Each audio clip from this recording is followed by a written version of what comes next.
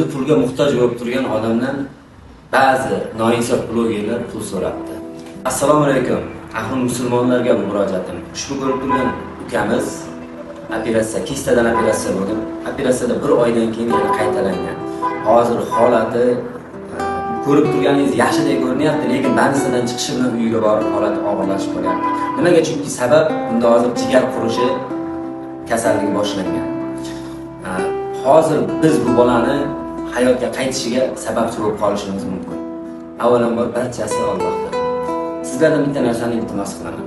Agar qo'lingizdan pul tomonlama, mablag' tomonlama yordam bera olmasangiz, hech bo'lmaganda mana shu videoni qo'lidan keladigan tanishlaringizga, qarindoshlar gruppasi, do'stlar gruppasiga jo'natib qo'ying. Akamiz dadalari bo'ladi. Sizlarga albatta duo qiladi.